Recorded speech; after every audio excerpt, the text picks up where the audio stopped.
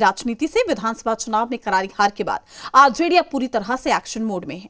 हार की समीक्षा के बाद पार्टी ने साफ संकेत दिया है कि अब बागियों पर सख्त कार्रवाई तय है। उम्मीदवारों और पार्टी पदाधिकारियों ने ऐसे बागियों की जानकारी प्रदेश अध्यक्ष मंगनी लाल मंडल को दी है। इसके बाद पार्टी के राष्ट्रीय अध्यक्ष लालू यादव और तेजस्वी यादव के निर्देश पर पार्टी के दर्जनों बागी नेताओं पर कार्रवाई तय मानी जा रही है। जानकारी के मुताबिक चुनाव के दौरान जिन नेताओं ने पार्टी लाइन से हटकर काम किया, उन सभी के बारे में उम्मीदवारों और संगठन से जुड़े पदाधिकारियों ने विस्तृत रिपोर्ट तैयार करके प्रदेश अध्यक्ष मंगनी लाल मंडल को सौंप दी है। पार्टी का मानना है कि ऐसे बागियों की वजह से कई सीटों पर पार्टी को भारी नुकसान उठाना पड़ा है। संगठन को मजबूत करने के लिए कड़ी कार्रवाई जरूरी है। आरजेडी की इस पहल से साफ है कि आने वाले दिनों में पार्टी के भीतर बड़े फेरबदल देखने को मिल सकते हैं। तो विधानसभा चुनाव में करारी हार के बाद एक्शन की तैयारी, जहां पार्टी सुप्रीमो लालू प्रसाद यादव ने प्रदेश अध्यक्ष को ग्रीन सिग्नल दे दिया है। तेजस्वी यादव ने भी कार्रवाई को लेकर जताई है सहमति। तो बागियों पर अब तेज एक्शन लिया जाएगा। समीक्षा बैठक में हार पर चर्चा भी हुई थी, तो पार्टी संगठन की कमजोरी पर भी चर्चा। वहीं आरजेडी के दर्जनों बागी नेताओं पर गाज भी गिरने वाली है। विधानसभा चुनाव में करारी हार के बाद एक्शन की ये तैयारी है। पार्टी सुप्रीमो लालू प्रसाद यादव ने प्रदेश अध्यक्ष को ग्रीन सिग्नल दिया है।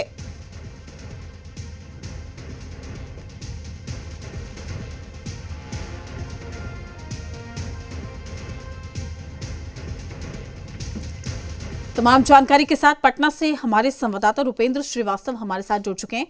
रुपेंद्र, विधानसभा के चुनाव बिहार में जैसे ही संपन्न हुए हैं, अब आरजेडी अपनी कमजोरी पर काम कर रही है, लेकिन दूसरी ओर बागी विधायकों नेताओं पर भी गाज गिरने वाली है। क्या कुछ जानकारी आपके पास? देखिए, सही बात है कि जिस तरह से आरजेडी को नुकसान हुआ है और जिस तरह से हार मिली है, बात करें तो 2010 का जो इलेक्शन था उस समय महज 22 सीटें जो है वो विधानसभा में आरजेडी जीत पाई थी। तो वहीं 2025 में बात की जाए, महज 15 साल के बाद जो स्थिति उसी तरह से पैदा हुई और 25 सीटें जो है जीत पाई, यानी कि 2010 से तुलना करें तो महज 3 सीटें अधिक जीत पाई। तो साफ तौर पर देखा जाए जिस तरह से माहौल था और जिस तरह से तेजस्वी यादव बोल रहे थे कि सरकार हमको बनानी है, उन्होंने वोट के लिए अपना एक डेट तय कर दिया था कि मैं वोट लूँगा और कहीं ना कहीं पूरा महागठबंधन काफ़ी ही कॉन्फिडेंस में था कि हम सरकार बना रहे हैं। लेकिन हुआ उल्टा, पूरे महागठबंधन जो है 35 सीटों में आकर सिमट गई और उसके बाद जो है सभी ने आरजेडी पर ठीकरा फोड़ना शुरू कर दिया। आरजेडी क्योंकि विपक्ष की जो है सबसे बड़ी, महागठबंधन की सबसे बड़ी पार्टी थी, अब जो है आरजेडी ने समीक्षा करना शुरू किया।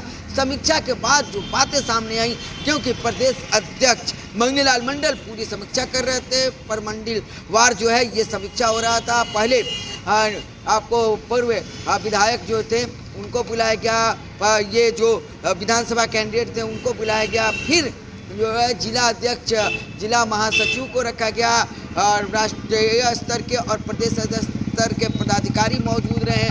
तो साफ तौर पर जो समीक्षा निकल के सामने आई तो उसमें साफ तौर पर यही आया कि कहीं ना कहीं जो लोग थे, जो नेता थे, उन नेताओं ने जो उनका जो जिम्मेवारी था, जो उनको काम दिया गया, उसको ठीक ढंग से नहीं किया, कहीं कहीं बगावत की गई, जिसके कारण जो है पार्टी की इस तरह से बुरी हार हुई।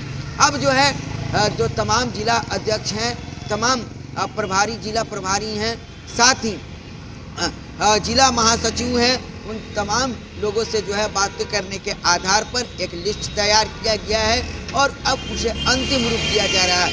ये लिस्ट जो है तेजस्वी यादव जो है नेता प्रतिपक्ष, उनको भेजा जाएगा और राष्ट्रीय अध्यक्ष लालू यादव को दिया जाएगा और उसके बाद जो है इन नेताओं पर कार्रवाई होगी, चाहे वो छोटे नेता हों या बड़े नेता हों, जो भी लापरवाही किए हैं उन पर आरजेडी कार्रवाई करेगी। जी बिल्कुल रुपेंद्र, और लाजमी सी बात है कि सियासत में हर एक बयान का जो मतलब है वो कहीं ना कहीं राजनीति पर प्रभाव डालता है। तो ऐसे में अब जरूरत भी थी आरजेडी को कि इस तरीके के स्टेटमेंट या पार्टी के साथ जिस तरीके का व्यक्तित्व रखा जा रहा है, जिस तरीके से पार्टी को प्रेजेंट किया जा रहा है, अब उसमें भी कटनी छटनी होनी चाहिए ताकि पार्टी अब मजबूती के साथ विपक्ष की भूमिका निभाए।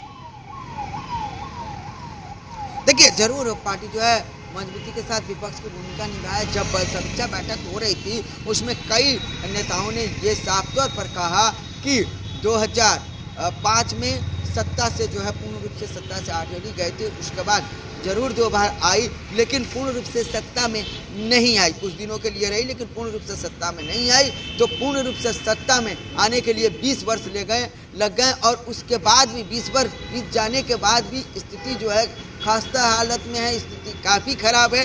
तो पार्टी को जो है पुनः नई ऊर्जा भरने की जरूरत है और जब नई ऊर्जा भरेगी ये पार्टी में तभी जो है 2029 और 30 के इलेक्शन फेस होंगे।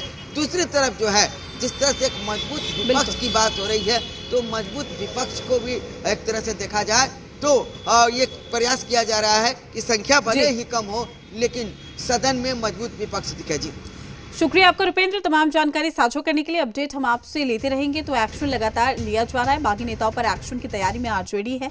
आरजेडी के दर्जनों बागी नेताओं पर गिरने वाली है गाज।